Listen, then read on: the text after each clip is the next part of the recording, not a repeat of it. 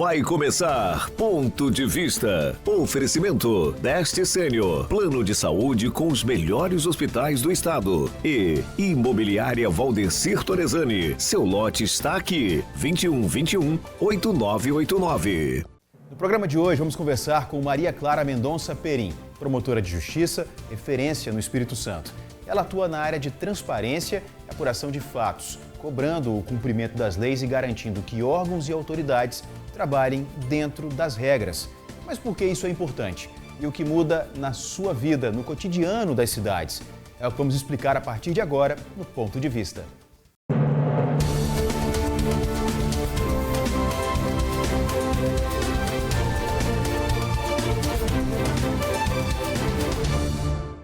O trabalho do Ministério Público ajuda a evitar abusos, irregularidades e desvios e garante que decisões e recursos públicos sejam aplicados de forma correta. Nessa entrevista, você vai entender como a atuação de alguém dedicada à fiscalização da lei impacta diretamente a vida de cada cidadão e fortalece a confiança nas instituições do Estado. Comigo, Maria Clara Mendonça Perim, que alegria te receber aqui no estúdio. Bem-vinda. Muito obrigada, a alegria é toda minha. Prazer. Queria que a senhora contasse como é que iniciou a sua trajetória no Ministério Público e o que te motivou a seguir por esse caminho. Felipe, a carreira do direito, ela é uma carreira que atrai as pessoas que desejam fazer justiça nesse mundo, né? E o que me motivou a ser promotora de justiça foi justamente um perfil idealista. Acho que o Ministério Público tem muitos desafios, porque o objetivo dele é ajudar na transformação social efetiva, mas ele tem um grande ativo também, um grande presente para quem exerce essa função, que é trabalhar todos os dias por uma sociedade melhor. E foi isso que me motivou a ser promotora de justiça. Desafios ao longo desses anos, a senhora já tem aí uma carreira exitosa, uma carreira muito bonita. 22 anos, né, na carreira do Ministério Público. Quais foram os maiores desafios que a senhora encontrou na sua atuação? O Ministério Público é uma carreira que tem várias áreas, né? Então, assim, um dos desafios de ser promotor de justiça é ter que passar por diversas áreas e aprender coisas diferentes, né? Para poder fazer entregas sociais. Então, assim, o promotor faz desde a fiscalização das contas públicas, que tem um tipo de complexidade funcional, até o tribunal do júri. Então, esse foi um dos desafios. Eu acho que o maior desafio da minha carreira, que eu ainda vivo, é lidar com uma tarefa muito grande, muito utópica, que é a efetividade dos direitos e de um leque de direitos que a Constituição Federal... Das garantias que a senhora diz? Dos direitos à igualdade, à saúde, à educação, ao acesso... aos serviços públicos do cidadão em um país que ainda convive com muito radicais desigualdades sociais. Então, assim, lidar com a realidade do possível, né? Fazer o que é necessário sem perder a esperança diante de um cenário que evolui no Brasil, que avança em civilização. Eu sou uma otimista, mas que ainda é um país que apresenta... um nível de desigualdade, de problemas estruturais que é desafiador. Acho que esse é o maior desafio. E a senhora tocou num ponto, né, que fala aí sobre não perder a esperança diante de tantos acontecimentos, tantas dificuldades, tantas faltas que ainda precisam ser preenchidas. E como é que faz para que efetivamente isso não aconteça, né, de não perder a esperança? É claro que com o trabalho, com ali acreditando, né, de maneira incansável no seu trabalho e dos seus colegas também, dos seus pares, mas chega algum momento que a senhora faz uma reflexão e fala, poxa, será que isso vai dar certo? Então, a minha experiência é que isso dá certo. eu sou uma realista em relação aos desafios que o país tem. A segurança pública está aí na ordem do dia como um grande desafio. Há outros, né, na governança, há outros em uma série de aspectos, mas nós estamos caminhando. Se nós olharmos para trás, nós vamos ver que o Brasil, pós-88, ele venceu muito fortemente o analfabetismo, né, muito fortemente a extrema miséria da fome.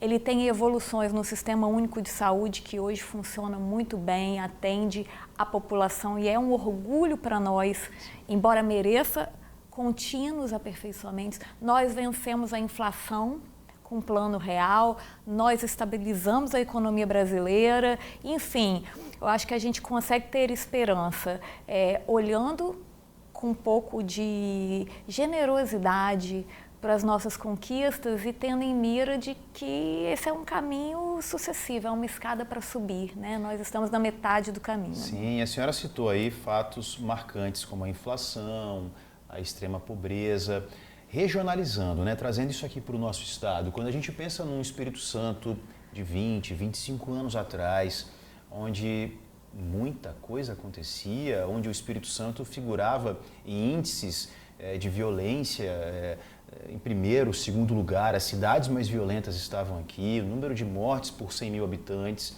Quando a senhora olha para esse Espírito Santo de 20, 25 anos atrás e para o atual cenário, houve uma evolução positiva. Muito positiva. Nós voltarmos até um pouco menos atrás, né, na virada dos anos 2000, nós tínhamos um estado com uma situação de corrupção crônica, né, com instituições incapacitadas, né, de respostas sociais que tinham um viés altamente perverso.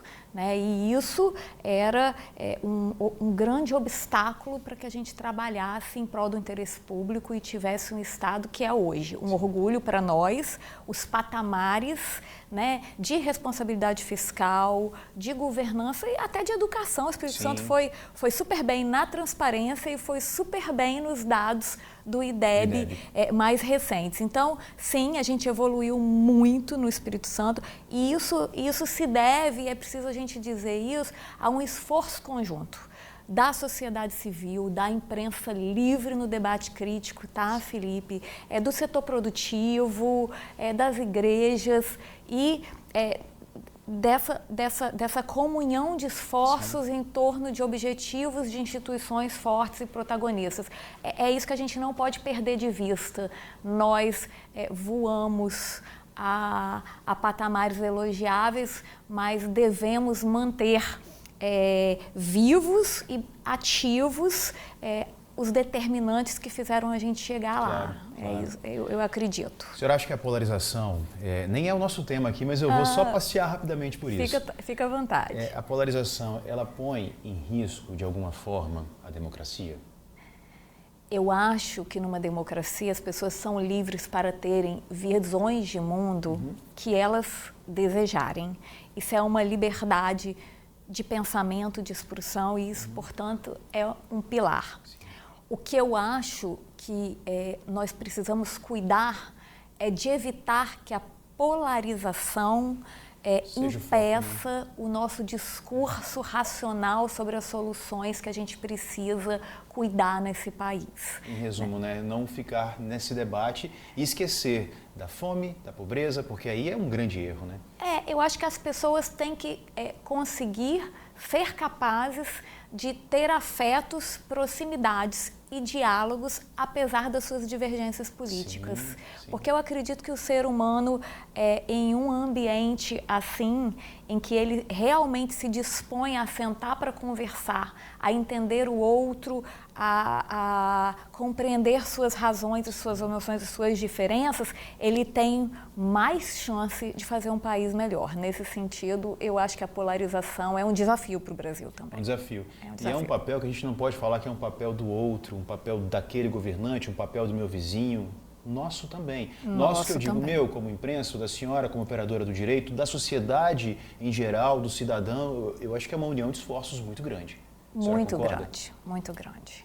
Falei no início, falei na abertura sobre o trabalho do Ministério Público, né, o trabalho que a senhora desenvolve e o que isso impacta na vida de quem está ali, ó, assistindo a gente. Vamos desmistificar isso? Como é que é esse trabalho que a senhora faz, que os seus pares desenvolvem, né, e a importância disso voltado aí em benefícios para a sociedade? Isso aí. O Ministério Público, como um todo, ele é uma instituição que na Constituição Federal ganhou um leque de atividades muito largo, né? Ele tinha, historicamente, já fazia a persecução criminal, ou seja, o Ministério Público tem um papel muito forte em ser quem denuncia e processa pessoas que cometem crimes na segurança pública, mas ele alargou esse papel, né? A partir de 88, ele passou a ser também uma instituição responsável por cuidar dos direitos difusos e coletivos, que é a saúde, a educação, o meio ambiente, a proteção do patrimônio público. Então, o Ministério Público é a casa da democracia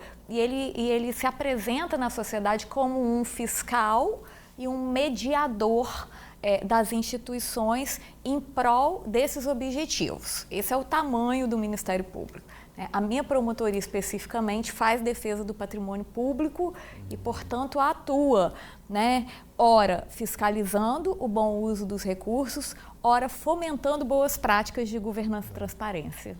Como é que a população ela pode entender, vamos mais a fundo um pouquinho aqui, como é que a população ela pode entender que a participação dela também é importante no seu trabalho? Vamos lá, vou criar aqui uma situação, ela vai entender que tem uma determinada obra no bairro dela, que foi iniciada já há muitos anos e que essa obra não está andando e que está aquele tapume ali naquela praça, vamos dizer assim, já há 1 ano, 2 anos. Ela tem que denunciar, o Ministério Público vai passar a investigar a partir dessa denúncia, ou o próprio MP sugere uma intervenção, busca aquela autoridade para poder ouvir e entender por que aquilo está parado. Como é que funciona isso na prática, doutora? Então, na prática, Felipe, a denúncia, né, ela tem muitas portas de entrada. Certo. E é muito importante que o cidadão participe disso. Isso se chama controle social. E isso é fundamental para que o promotor realize o seu trabalho. Então, assim, o promotor, ele tem um conjunto de informações, mas, obviamente, ele não está em todos os lugares. Então, se o cidadão, a entidade, a empresa perceber que há uma irregularidade, pode e deve contar para o Ministério Público. E aí tem muitas formas de fazer isso. Ele pode pedir uma agenda, né? Tá no site do MP, os canais de comunicação, e fazer um atendimento, mas ele pode também fazer online pelo Disque Denúncia, que tem uma aba lá no site principal do Ministério Público. É bem fácil, ele nem precisa necessariamente se identificar.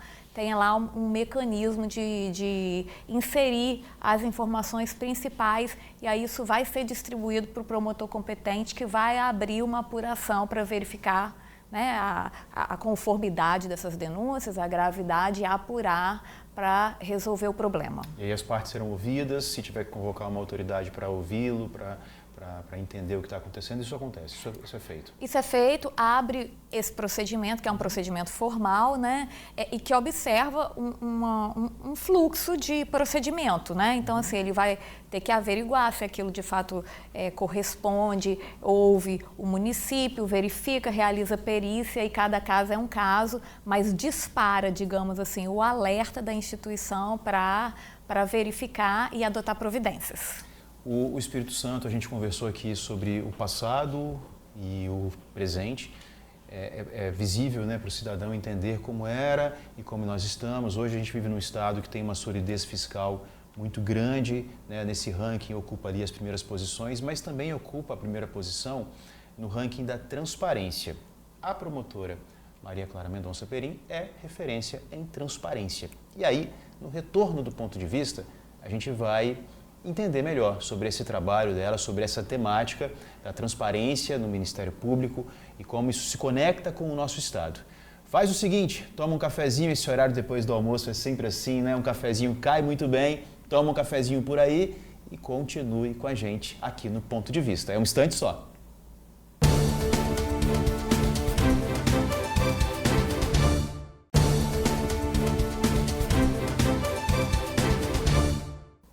De volta com o Ponto de Vista, na sua companhia e na companhia da promotora Maria Clara Mendonça Perim, hoje explicando aqui pra gente sobre o trabalho desenvolvido no Ministério Público. Falamos no bloco anterior sobre a transparência, sobre o ranking da transparência que coloca o Espírito Santo no primeiro lugar como o estado mais transparente do país. E a doutora Maria Clara é referência em transparência. Aí eu pergunto para a senhora o que significa isso na prática, doutora, e como é que o cidadão sente as ações da transparência no dia a dia deles, na comunidade, no dia a dia nas ruas da cidade.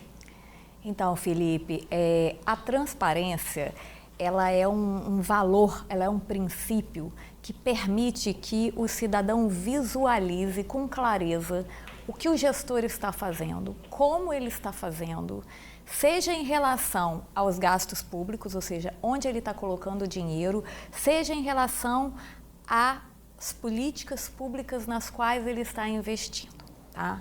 Então, se esse cidadão consegue visualizar isso, nós temos uma boa transparência. Se ele tem dificuldade, nós temos desafios. Por quê? Porque a gente só pode discutir se o governo está funcionando, né? Se o legislativo está funcionando e até se as instituições do sistema de justiça estão funcionando, se a gente conhecer o conteúdo do que está sendo feito, de como está sendo gasto e qual é o resultado dessa atividade do Estado. Né? É isso que quer a transparência. O Espírito Santo tem uma evolução grande, pontua muito bem e eu acredito que a sociedade civil tem um grande mérito nisso, a Transparência Capixaba e o Espírito Santo em Ação fazem um trabalho digno de nota. E nós estamos com propósitos de avanços em relação a isso. Por quê? Acho que hoje o Brasil fez uma ruptura da opacidade, né? Com alguns problemas pontuais, como os que a gente viveu e vive no orçamento público, mas de modo geral a gente consegue enxergar os atos administrativos. O nosso desafio agora, desafio também do Espírito Santo, é fazer aquilo da transparência de verdade substantiva. É enxergar assim, olha, o meu prefeito, ele prometeu a entrega de um plano de ação, que é o quê? Que é, por exemplo, prover um X número de creches, ou abrir acesso a determinado serviço público de saúde. Então, agora o desafio é a gente conseguir monitorar a política pública e tornar ela transparente de uma forma amigável para esse cidadão. Isso aí a gente chama governança.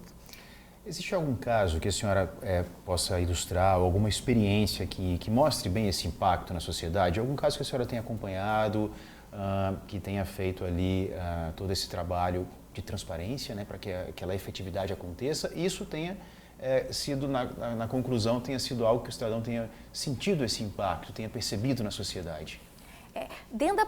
No âmbito da promotoria de patrimônio, esse impacto é muito evidente, porque a maior parte das denúncias, elas são informadas a partir de dados que o cidadão acessa na transparência. Então, não é um caso, são diversos. Então, assim, o prefeito nomeou uma pessoa com baixa qualificação funcional, ou aquela obra, ela não tem a placa. O cidadão vai lá no seu bairro, verifica a obra, entra no site da transparência da prefeitura, ele consegue acessar o contrato, qual é a empresa contratada, qual o custo da obra. Então, assim, são diversos os exemplos que a gente tem para dizer que a transparência ajuda na fiscalização, e ajuda mesmo. O cidadão está de olho em tudo, isso é muito importante. Próximos desafios aí, a gente está fechando um ano, né? Fechando o ano de 2025, já estamos aqui no mês de novembro. Quais são os próximos desafios ou os próximos planejamentos, ou até metas, né, para a área de atuação da senhora? Eu tenho uma meta e já tenho um alinhamento com o prefeito Everson da Serra nesse sentido, de nós trabalharmos em prol da adequação do plano municipal da Serra ao plano ES 500. Né? O ES 500 anos é um plano do governo estadual de médio prazo, né, que estabelece uma lógica de planejamento estratégico que é um legado estrutural para o Ministério Público fantástico, né? A gente ganha muito planejando política pública e nós entendemos na Serra que a participação do município é fundamental na realização desses objetivos institucionais. Esse é o nosso, hoje, objetivo para o futuro. A Serra é o maior município do estado em termos de população, é o maior colégio eleitoral, tem uma economia robusta e, portanto, os nossos dados sociais vão impactar no resultado do ES500 e nós vamos trabalhar para que eles impactem positivamente. E conjuntamente, ela está falando sobre a Serra, gente, porque a doutora Maria Clara atua especificamente na Serra, Isso, né, doutora? Exatamente, eu sou promotora do patrimônio público da Serra. Aliás, tem mais um aspecto que eu queria muito tocar aqui com a doutora Maria Clara, que é sobre o ano que vem, o ano eleitoral. Em que pontos, na opinião da senhora, a população precisa ficar muito atenta e participar de maneira consciente, doutora? Então, o ano eleitoral é uma festa da democracia, né? É nesse momento em que a população escolhe seus representantes, né? Isso é riquíssimo. E por causa disso, a minha mensagem é a seguinte: eu acho muito importante que o cidadão compreenda, para além das suas preferências pessoais, das suas afinidades e dos seus ressentimentos, qual é realmente a agenda e o programa que o candidato defende. É isso que eu acho. Acho que a democracia ela tem uma dimensão conceitual no sentido assim, o que exatamente esse candidato se compromete a realizar nessa representação. Esse nível de atenção é um nível importante para que a gente não tenha as nossas expectativas frustradas e para que a gente também possa ter clareza daquilo que a gente pode cobrar dos nossos representantes eleitos em termos das entregas, né, dos valores que a gente acredita, dos objetivos institucionais que nós queremos ver realizados. Essa é a minha mensagem, Felipe. Aí eu pergunto só mais uma para a gente poder realmente partir para a conclusão. A gente tem notado, doutora, uma diminuição efetiva no número de votantes, né? As pessoas que vão até as cabines, né? E aí acabam não indo, deixam de ir, ou seja, justificam, ou de alguma forma tornam aquilo um voto branco, um voto nulo. Esse envolvimento da sociedade, né? Não só de buscar a informação, de conhecer também o candidato, mas de participar. Isso também é um chamamento importante? É um chamamento muito importante. É um dos chamamentos mais importantes do país, né? Então, assim, a gente tem um direito de decidir em situação de igualdade com todos os eleitores do Brasil os rumos do nosso país. Então, assim, exercer esse direito é muito importante. É lógico que a gente sabe que o cidadão, às vezes, ele tem dificuldade de locomoção, de acesso e uma série de coisas, mas esse é um esforço da nação, né? E é um esforço que revela e deve ser visto do tamanho da importância que ele tem. Maria Clara Mendonça Perim, muito obrigado por ter vindo, obrigado por seu tempo aqui com a gente, em compartilhar seu conhecimento e tantas informações para quem está em casa acompanhando o Ponto de Vista. Volte mais vezes, viu? O espaço aqui é nosso e é sempre muito bom receber a senhora e poder compartilhar essas informações. Eu que agradeço, Felipe, gratidão infinita pela oportunidade. Obrigado, tudo de bom para a senhora. Muito obrigado a você de casa, ligadinho aqui no Ponto de Vista, sempre às 2 da tarde, na sua TV Tribuna Band. A gente se vê!